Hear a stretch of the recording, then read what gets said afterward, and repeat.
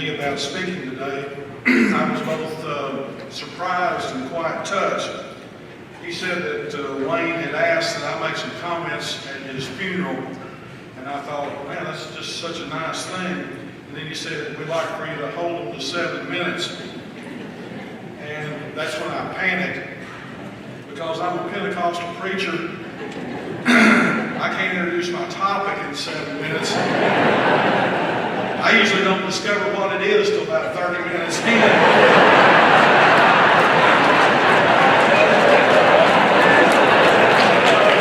And sometimes it's in another language.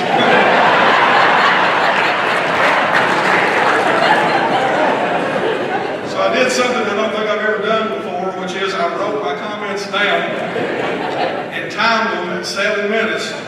So the bad news is I'm mainly going to read to you today. The good news is I'm mainly going to read to you today. And I will be done shortly.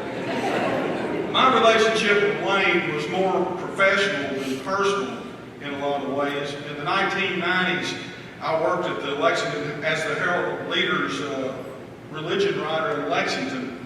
My job frequently, I can't even read either. I'm going back to just winging it. But anyway, my job frequently brought me into contact with Wayne, who was, of course, the most prominent Protestant minister in our newspaper circulation area. I think it's safe to say, as many of you will vouch for me with this, that Wayne wasn't always the Herald Leader's biggest cheerleader. Socially and theologically, he was, I would say, a bit more conservative than our editorial board. Sometimes he was a bit more conservative than I am. But as I was gathering my thoughts about what I wanted to say today, I realized that I could sum up my own experiences with Wayne with a single word, and the word was integrity. I always believed he was a minister who not only talked the Christian talk, but walked the Christian walk. I always respected and admired him.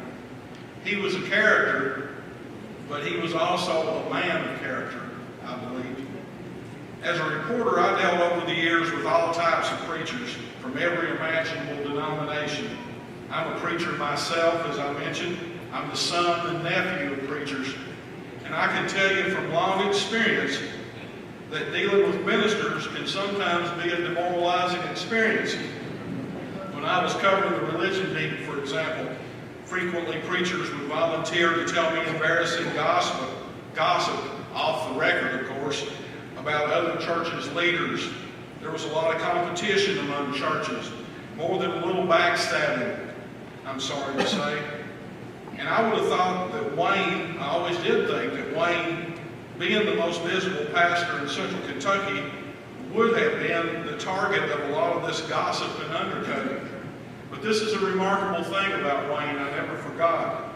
In the years I covered the religion beat, as far as I can remember, nobody from any church, or for that matter from those outside the church world, ever said a bad word to me about Wayne's character or his sincerity.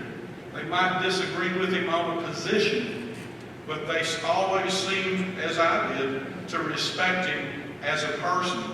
I think even his ministerial competitors considered him beyond reproach as a man.